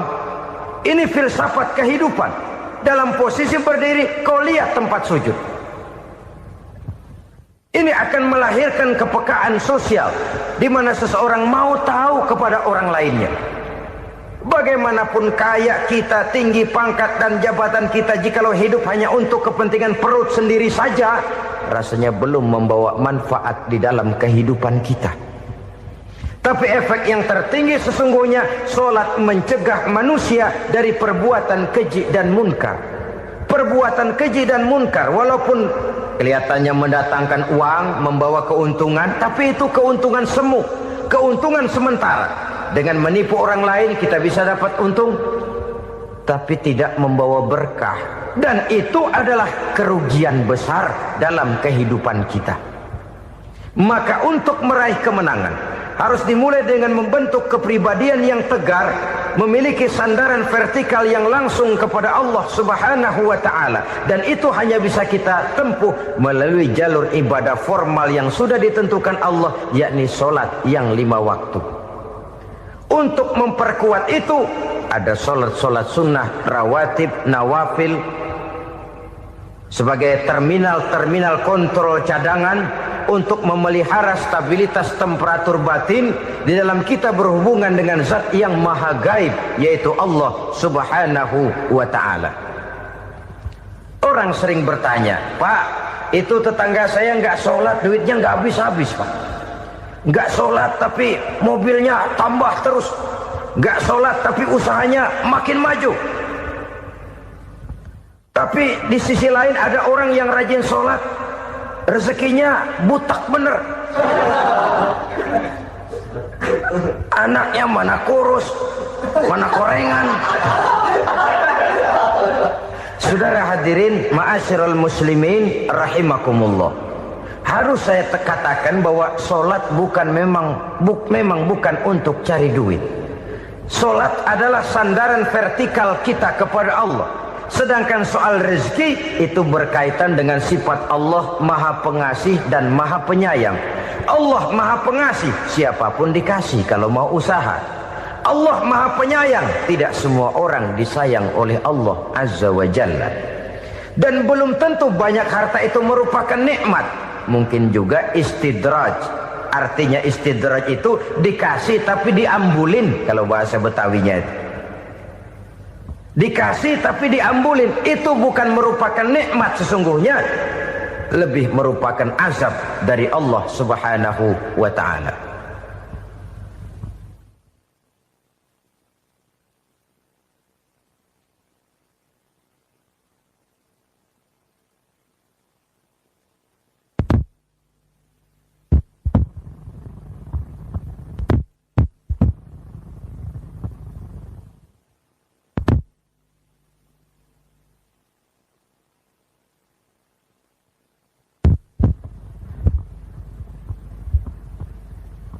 Agama mempunyai sistem solat, dan kita umat Islam telah dituntun oleh Allah Subhanahu wa ta'ala yang wajibnya 5 kali dalam sehari semalam mendirikan solat, dan itu tentu berada dalam jangkauan kemampuan manusia.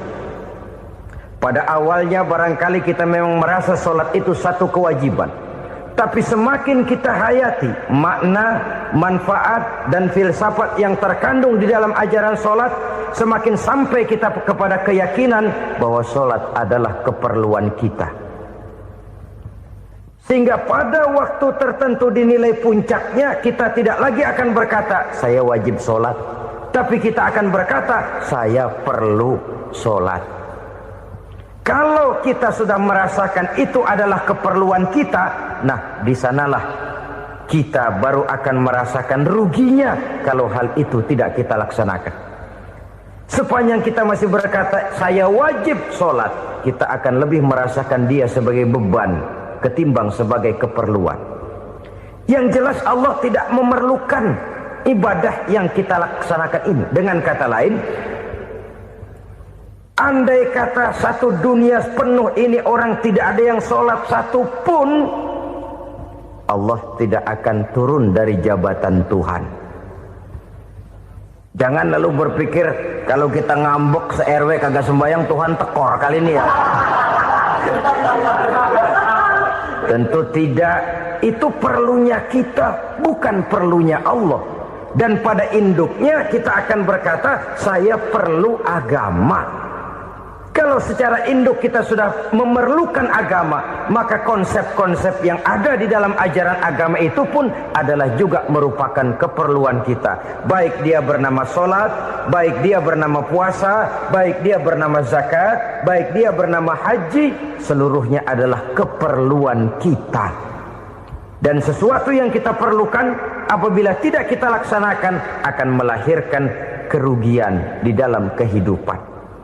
Jangan heran kalau kita membaca riwayat perjalanan hidup para salafus soleh, orang-orang soleh. Ada yang tahajud sampai 100 rakaat, ada yang sholat malam kakinya sampai bengkak. Kita sekalinya bengkak biri-biri. Ada yang sholat membaca surah dalam Al-Quran sampai khotam Quran. Kok mau? Mereka sudah merasakan itu keperluan. Itu saja soalnya. Satu saat pun jikalau kita merasa bahwa itu keperluan saya, kita pun akan melaksanakan seperti itu. Keperluan saya dalam kehidupan. Inilah yang kedua. Yang ketiga, orang bertakwa yang akan meraih kemenangan itu, wa mimma razaqnahum yunfikun. Mereka membelanjakan sebagian daripada rezeki yang diberikan Allah kepada mereka. Mereka infakkan di jalan Allah. Ada satu dialog menarik.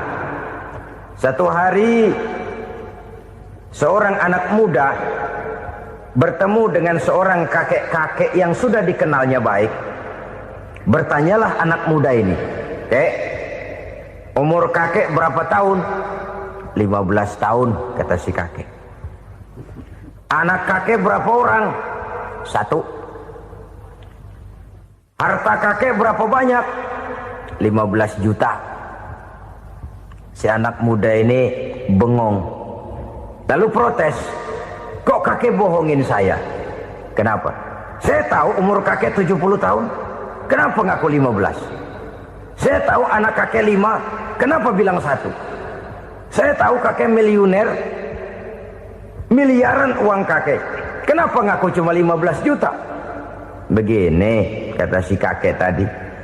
Benar, umur saya 70 tahun.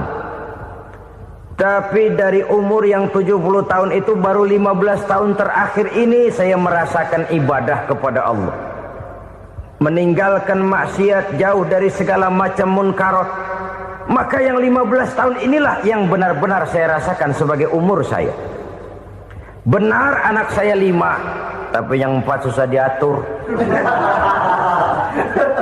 Cuman 1 rasanya nih yang bakal jadi si buah hati belahan jantung pelanjut cerita penerus sejarah. Cuma 1 ini yang saya harapkan, yang akan jadi anak soleh, yang akan membuat saya menerima pensiunan pahala. Kalau yang 4 apek dah, nggak ada harapan. Yang 1 nyekek botol melulu. Oh begitu, iya. Lalu kenapa kakek bilang harta kakek cuma 15 juta padahal saya tahu kakek uangnya miliaran, depositonya banyak? Ya karena 15 juta itulah yang saya ingat yang pernah saya belanjakan di jalan Allah. Saya merasa itulah harta saya yang sebenarnya. Yang miliaran yang saya simpan di bank kelak kalau satu saat saya mati akan jadi rebutan di antara anak-anak saya. Iya kalau anak saya soleh kayak yang 1 ini. Kalau yang 4 tadi udah tulen dia bakal berantem dah berebut tuh. Jadi 15 juta yang saya belanjakan di jalan Allah inilah yang saya merasakan benar-benar harta saya yang sesungguhnya. Dialog ini patut menjadi bahan renungan kita bersama. Diberikan kita umur 40, 50, 60, 70, 80. Berapa tahun dari umur yang diberikan itu yang jalan mulus, yang kita gunakan untuk melaksanakan ibadah? Banyak harta kita simpan di bank, di lemari, di dompet, di tas. Tapi berapa yang sudah kita depositokan di jalan Allah yang akan menemani kita di hari kita kembali nanti? Maka orang bertakwa yang akan meraih kemenangan, wa mimma razaqnahum yunfikun. Mereka membelanjakan sebagian dari rezeki yang diberikan Allah di jalan Allah Subhanahu wa ta'ala. Ma'asyiral muslimin rahimakumullah. Zahirnya memang kita memberikan kepada orang lain, tapi hakikatnya kita menyimpan untuk diri kita sendiri. Kita memberikan kepada yatim piatu 25.000. Zahirnya kita memberikan si yatim, hakikatnya kan kita cuma nyimpan. Saya berikan, titip kepadamu, ini untuk saya di akhirat. Kau boleh belikan baju, kau boleh belikan untukmu makan, kau boleh bayarkan sekolahmu. Ini untuk saya. Hakikatnya kita nyumbang masjid 1 juta, zahirnya kita berikan kepada panitia masjid, tapi hakikatnya kan cuma titip 1 juta ya, untuk saya di alam kubur nanti. Silahkan kau boleh belikan semen, ini uang, belikan besi, belikan pasir. Saya cuma sekedar titip untuk kepentingan saya. Hakikatnya kita cuma sekedar menitip. Sebagaimanapun pada hakikatnya, apapun yang kita miliki dalam kehidupan kan cuma sekedar hak guna pakai, bukan hak milik mutlak. Harta kita, rumah kita, kendaraan kita, kebun kita, pabrik kita, hak guna pakai saja. Hak milik mutlak cuma untuk Allah Subhanahu wa ta'ala. Saudara-saudara kaum muslimin rahimakumullah, ini yang ketiga. Kemudian yang keempat, orang-orang bertakwa yang akan meraih kemenangan, allazina yu'minuna bima unzila ilaika. Mereka yang beriman, mereka yang percaya kepada apa yang telah diturunkan kepadamu Muhammad, ay Al-Quran, yakni Al-Quranul Karim. Setelah percaya kepada yang gaib, mendirikan solat, kemudian menginfakkan sebagian dari rezeki yang diberikan Allah, mereka juga lalu percaya kepada yang diturunkan terhadap Nabi, yaitu tidak lain Al-Quranul Karim. Sekali lagi di sini, percaya bukan hanya sekedar percaya saja, tetapi percaya lalu menjadikan Al-Quran itu sebagai pedoman hidup. Sebab memang Al-Quran itu adalah GBHM, garis-garis besar haluan muslim. Apa yang harus kita lakukan, apa yang harus tidak kita lakukan, bagaimana mestinya kita bertingkah laku dan berbuat, seluruhnya tercantum di dalam Al-Quranul Karim. Itu sebabnya ketika satu hari Aisyah ditanya bagaimana akhlak Rasul, beliau menjawab, kana Rasulullah sallallahu alaihi wasallam khuluquhul Quran. Akhlak daripada Rasulullah tidak lain adalah Al-Quran. Jawaban simpel ini memberikan gambaran bahwa keseluruhan daripada konsepsi Quran sudah diterjemahkan dalam kehidupan Rasulullah sallallahu alaihi wasallam. Karena kita tahu akhlak adalah keseluruhan dari gerak hidup manusia. Sejak ia berpribadi, berumah tangga, bertetangga, bermasyarakat, sampai kepada berbangsa dan bernegara, Al-Quran tetap memberikan sentuhan nilainya. Oleh karenanya, orang-orang yang bertakwa adalah orang-orang yang menjadikan Al-Quran sebagai pedoman dalam kehidupannya. Alhamdulillahirrabbilalamin. Demikian kajian yang dapat kita simak pada kesempatan kali ini. Semoga setiap ilmu yang telah disampaikan menjadi cahaya, petunjuk, dan keberkahan dalam kehidupan kita. Jika ada manfaat yang bisa diambil dari kajian ini, jangan ragu untuk membagikan kepada keluarga, sahabat, dan orang-orang tercinta. Sebab menyampaikan satu kebaikan dapat menjadi pahala yang terus mengalir. Terima kasih atas kebersamaan sahabat semuanya. Semoga Allah Subhanahu wa Ta'ala senantiasa memberikan kesehatan, keberkahan, rezeki, kemudahan urusan, serta husnul khotimah kepada kita semua. Saya akhiri. Wassalamualaikum warahmatullahi wabarakatuh.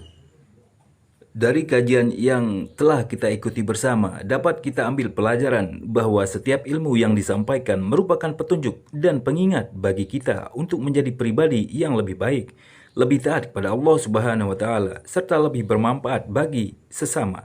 Semoga ilmu yang telah kita dengarkan tidak hanya berhenti sebagai pengetahuan, tetapi juga menjadi amalan dalam kehidupan sehari-hari. Mudah-mudahan Allah Subhanahu wa Ta'ala senantiasa membimbing langkah kita, menerima amal ibadah kita, dan mempertemukan kita kembali dalam majelis ilmu yang akan datang.